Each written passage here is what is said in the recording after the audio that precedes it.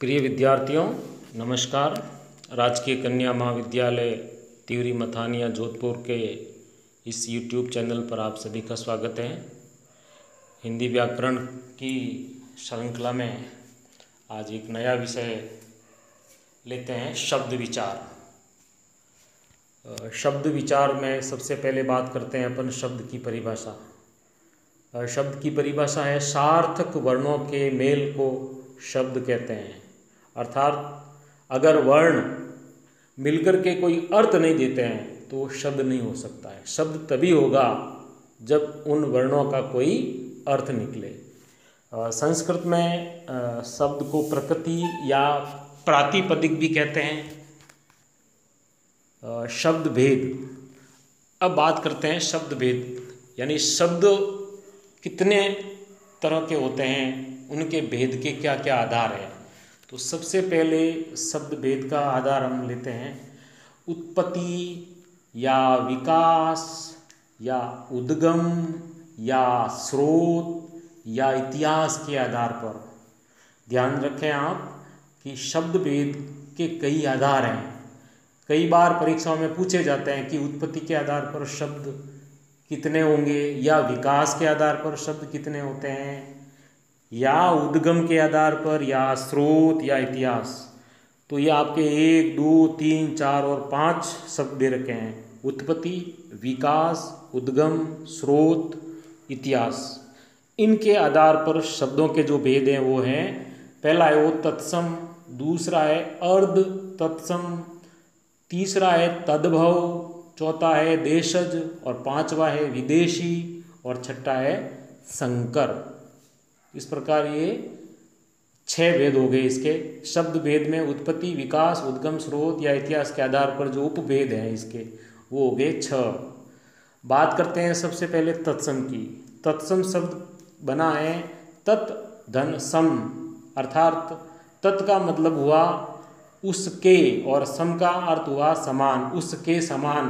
अर्थात हिंदी भाषा में प्रयुक्त वे शब्द जो संस्कृत से ज्यों के त्यों ग्रहण कर लिए गए, यानी हिंदी भाषा ने संस्कृत के बहुत से शब्दों को संस्कृत के जो मूल रूप है उसी को ज्यों का त्यों ग्रहण कर लिया। तो ऐसे सभी शब्द है वो तत्सम है। हिंदी भाषा का जो शब्द भंडार है मुख्यतः संस्कृत की शब्द संपदा पर ही आधारित है। यानी कि हिंदी का जो शब्द कोश है उसमें सबसे अधिक जो शब्द मिलेंगे वो आपके संस्कृत शब्द हैं, जिन्हें हम तत्सम शब्द भी कहते हैं। उदाहरण के लिए आप देख सकते हो अद्य, अद्य का अर्थ होता है आज। गोधूम, गोधूम का अर्थ होता है गेहूँ। अश्रु, अश्रु को कहते हैं आंसू। तो ये जो शब्द है अद्य, गोधूम, अश्रु, ये सभी शब्द है वो तत्सम शब्द है। तो आप अपने व्याकरण की पुस्तक में ऐसे शब्द बहुत सारे दे रखे हैं, तो आप उन शब्दों का अभ्यास करें। इन्हीं शब्दों में से वो प्रतियोगी परीक्षाओं में आपको पूछे जाते हैं। तो आपको तत्सम और उसका तद्भव रूप दोनों याद करना है। दूसरा जो इसका आधार है भेद है वो है आपका अर्ध तत्सम। अर्ध का मतलब हो गया आधा और तत्सम का मतलब तत्सम जो अपन ऊपर पढ़ चुके हैं। अर्थात जो शब्द तत्सम और तद्भव की मध्यवर्ती स्थिति के होते हैं, यानी जो पूर्ण रूप से नहीं तो तत्सम है और न ही तद्भव, उसकी बीच की कड़ी। तो ऐसे शब्द हिंदी में भी बहुत हैं। जैसे शब्द है कान्हा, जो मूल शब्द है वो है कृष्ण, जो तत्सम शब्द है वो है कृष्ण, लेकिन इसका अर्ध तत्सम रूप हो गया कान्हा, कन्हैया आदि। उसी प्रकार एक शब्द दिया हुआ है देखो लिच्छमण, इसका जो मूल शब्द है वो है लक्ष्मण, लेकिन इसका बदल करके हो गया लिच्छमण। चंद्र, चंद्र का चंद्र, अक्षर का अक्षर। तो ये ऐसे बहुत से शब्द मिल जाएंगे आपको जो है वो अर्थ तत्सम है। जैसे लक्ष्मी का लिच्छमी, उसी प्रकार काम का कार्य भी कहते हैं, वर्ष का बरस, सूर्य का सूरज, कर्म का कर्म। तो हिंदी में ऐसे बहुत से शब्द हैं जो अर्ध तत्सम है। तीसरा जो उपभेद है वो है तद्भव। तद का अर्थ दिया हुआ है उससे और भव का अर्थ दिया हुआ है उत्पन्न। तद भव यानी उससे उत्पन्न। उससे का अर्थ है वे शब्द जो तत्सम से उत्पन्न हुए, यानी का जो मूल रूप है वो तत्सम रूप है, लेकिन वो तत्सम से उत्पन्न होकर के उनका रूप हिंदी में बदल करके आ गया, तो वो रूप हो गया तद्भव। यानी कि जो मूल शब्द संस्कृत से उत्पन्न हुए हैं वे सभी शब्द है वो तद्भव है। तो हिंदी में बहुत से ऐसे शब्द होते हैं जिनका आधार तो संस्कृत के तत्सम है, लेकिन वो बदल करके उससे उत्पन्न हुए हैं और उनका रूप थोड़ा बदल गया है। उदाहरण के लिए जैसे आपका शब्द दिया हुआ है श्रेष्ठी, श्रेष्ठी शब्द हो गया संस्कृत का तत्सम शब्द हो गया और इसका तद्भव रूप हो गया सेठ। उसी प्रकार वधु, इसका तद्भव रूप हो गया बहू, चंद्र का चांद, तृण, तृण का तिनका। तो इस कारण उदय नारायण तिवारी हिंदी भाषा के विद्वान हैं, इन्होंने तद्भव शब्दों को हिंदी का मेरुदंड कहा है। यानी मेरुदंड जैसे अपने शरीर की जो मूल पीछे जो हड्डी है मेरुदंड, वो अगर कुछ नहीं है तो अपना अस्तित्व नहीं होता है। तो हिंदी का आज जो अस्तित्व है वो सबसे अधिक है वो तद्भव शब्दों के कारण है जो संस्कृत से उत्पन्न हो गए। तो संस्कृत और तद्भव सबसे अधिक हिंदी भाषा के जो शब्द है वो तत्सम और तद्भव ही है। अन्य शब्द भी आप देख सकते हो जैसे हरिद्रा, हरिद्रा का हिंदी का जो तद्भव शब्द हो गया हल्दी। उसी प्रकार मिष्टान का मिठाई, मनुष्य का मानुष, इष्टिका का ईंट। तो इस प्रकार है वो हिंदी में ऐसे बहुत से शब्द हैं। उसके बाद में जो आपका भेद है वो है आपका देशज शब्द। देशज शब्द वे होते हैं जिनका उत्पत्ति अज्ञात होती है, यानी उत्पत्ति के बारे में कोई जानकारी नहीं है, तो इन्हें अज्ञात व्युत्पत्ति शब्द भी कहते हैं। ध्यान रखें, इन्हें जो देशी शब्द हैं इनको अज्ञात व्युत्पत्तिक शब्द भी कहते हैं। तो इनकी उत्पत्ति भारतीय भाषाओं या बोलियों से लिए गए बहुत से शब्द हैं, उनसे इनकी उत्पत्ति हुई है।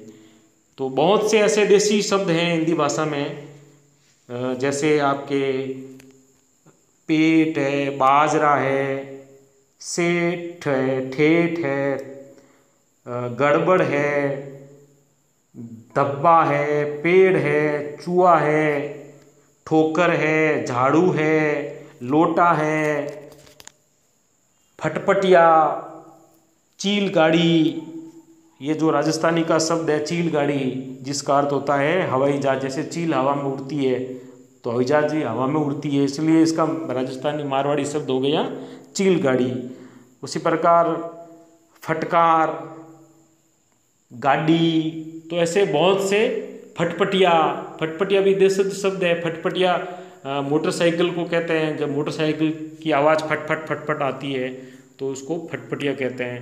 तो हिंदी में ऐसे बहुत से देशज शब्द हैं। विदेशी शब्द वे हैं जो विदेशी भाषाओं से आए हैं। इनको मलेच शब्द भी कहा जाता है। ध्यान रखें आप, विदेशी शब्द के लिए एक शब्द है मलेच शब्द भी कहते हैं, विदेशियों को मलेच भी कहा गया है।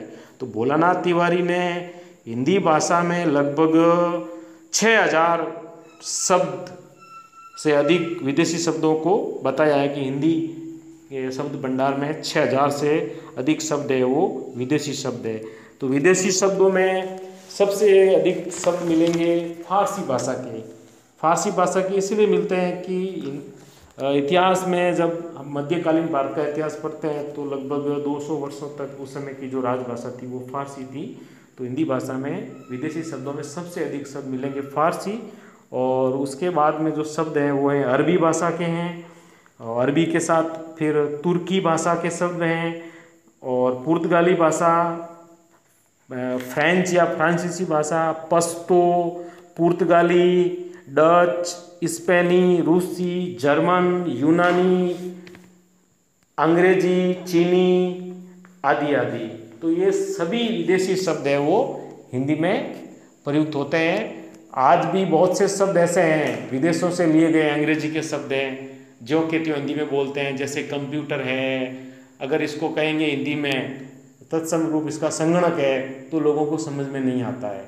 तो हिंदी भाषा है वो दूसरे सभी भाषाओं की तुलना में ज़्यादा कह सकते हैं लचीली है। अपने आप को इसने इस तरीके से बना लिया है कि जो भी शब्द आए इन्होंने अपने अंदर ग्रहण कर लिया है ज्यों का त्यों। तो हिंदी भाषा में बहुत से विदेशी शब्द भी घुल मिल गए हैं। भले ही अनपढ़ लोग हैं लेकिन वो शब्द बोलते हैं। समय नहीं बोलते हैं कभी, जैसे कि कितना समय हुआ है, अनपढ़ व्यक्ति भी बोल देता है कि टाइम क्या हुआ है या टाइम क्या हुआ है। तो इस प्रकार विदेशी शब्द भी हिंदी में घुल मिल गए हैं। फिर आए संकर शब्द। संकर शब्द वो होते हैं जो दो विदेशी शब्दों से मिल करके या दो अलग शब्दों से मिल करके बने होते हैं। संकर का अर्थ भी होता है मिला हुआ। तो अलग अलग भाषाओं से मिलकर जो शब्द बनते हैं उनको अपन संकर शब्द कहते हैं। जो अलग अलग भाषाओं से मिलते हैं उनको संकर शब्द कहते हैं। जैसे रेलगाड़ी, रेल है वो अंग्रेजी का शब्द है और गाड़ी है वो हिंदी का शब्द है। रेल का अर्थ होता है पटरी। उसी प्रकार एक शब्द है डाक खाना। वर्षगांठ, वर्षगांठ है आपका संस्कृत का शब्द और गांठ है वो हिंदी का शब्द है। उसी प्रकार एक शब्द है अश्रु गैस। अश्रु गैस, अश्रु शब्द तो आपका संस्कृत का हो गया, तत्सम शब्द है, और गैस है वो अंग्रेजी का हो गया। उसी प्रकार डाकघर, डाक है वो आपका फारसी भाषा का है और घर है हिंदी भाषा का है। उसी प्रकार छायादार, छाया शब्द है वो संस्कृत का है और दार है वो फारसी भाषा है। लाठी चार्ज, लाठी चार्ज, लाठी हिंदी का शब्द है और चार्ज अंग्रेजी का है। तो इन सभी शब्दों को संकर शब्द कहते हैं।